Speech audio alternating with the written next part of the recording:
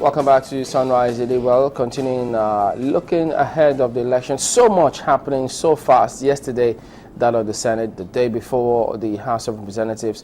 But we're joined now by Mr. Jerry Chukwueke, who is a member of the People's Democratic Party. Thank you for coming on this morning. Well, thank you guys very much. Well, looking through about, let's even focus on your party, the PDP, and all the goings-on about the internal workings, internal democratic structure of the party. We know that INEC, time and again, always reaches out to, they reach out to political parties saying, look, you need to have, or you need to strengthen your internal democratic structures. Is PDP facing a challenge with that now? Well, first, guys, in all fairness, let me just take a minute and join many Nigerians in congratulating this president on the victory on Ebola. This presidency continues to mature like old wine. It's getting better by day. We've seen it now, not just in Ebola, we've seen it in the transformation agenda, the whole business of unbundling the power sector that was in the public domain. Now we go private sector driven. We've seen it in the agricultural revolution. We now have an import food bill that is almost 1/3 less than what it used to be.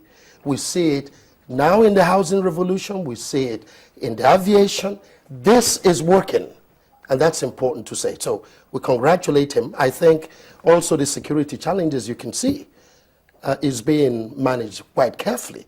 That today we have a president that is steadily improving the security situation, and our security forces have the upper hand. Hopefully, it will give us the results we need, because we all need that security stability to move forward in Nigeria. But we must thank him. I think the job is getting done. So back to your party. Yeah. He asked you about the internal democratic structure and how well you've been able to, well, strengthen that in your party. Yes, but look what's happening.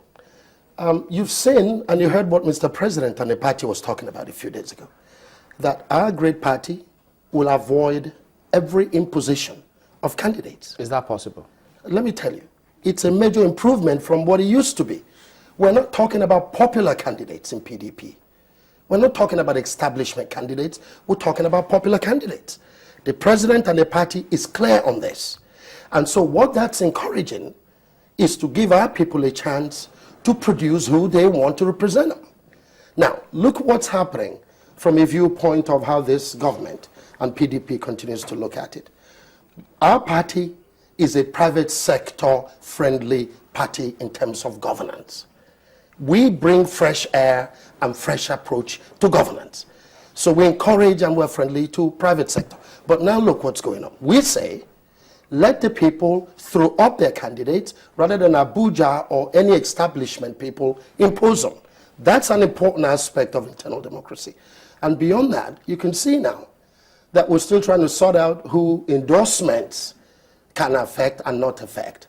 You heard our party. Are you talking about the states? Oh, yes. The states? Oh, yeah. And in fact, the party, national party, is taking a position that we must water down the business of endorsements at the state levels, whether for governors or senators or whatever, so we can give our people a chance to produce who they want to represent them. That's all part of internal democracy, isn't it? How do you think it will sit with them? Because they say, but wait a minute, we're all here when we endorsed you, and now you say we can't endorse anyone. We thought it was supposed to be, you know, give me, I do the same thing, and that kind of political arrangement. Well, I think we're now mixing apples and oranges. The president's endorsement comes from a viewpoint that the vast majority of the members of our great party are in agreement that he's performed creditably well. This is the key, that he's done a great job, and we see it unfolding. And that's, in fact, part of the introduction I made. So let's not mix them up now. Our party clearly is heading in the direction of having a consensus candidate for presidency, well deserved. Yeah, but you know that there would have been some spanner in the works if, say, governors, senators don't key in on that. Well, we are saying for governors and for states, where we have, now we're preparing for primaries. In the next few days, we'll be talking about delegates emerging. Let's give the people a chance in our party to throw up their candidates. In fact, PDP on the national level, and our people had the opportunity to throw up whoever they may have preferred, other than President Jonathan. They chose not. They say they want Jonathan. So they had the chance to implement internal democracy, and they did. But in the states, we're saying, let's allow that opportunity as well. It's not the governors only who speak, it's the party membership across the board.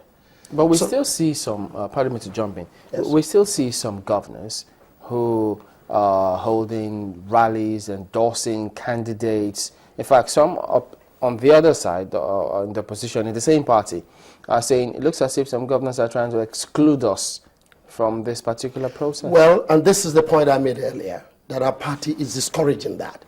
We want the opportunity to have a level playing field. We want to have our people who emerge as candidates, the people's choice, people who can bring fresh ideas, and move in the direction of private sector-driven approach to governance. That is important.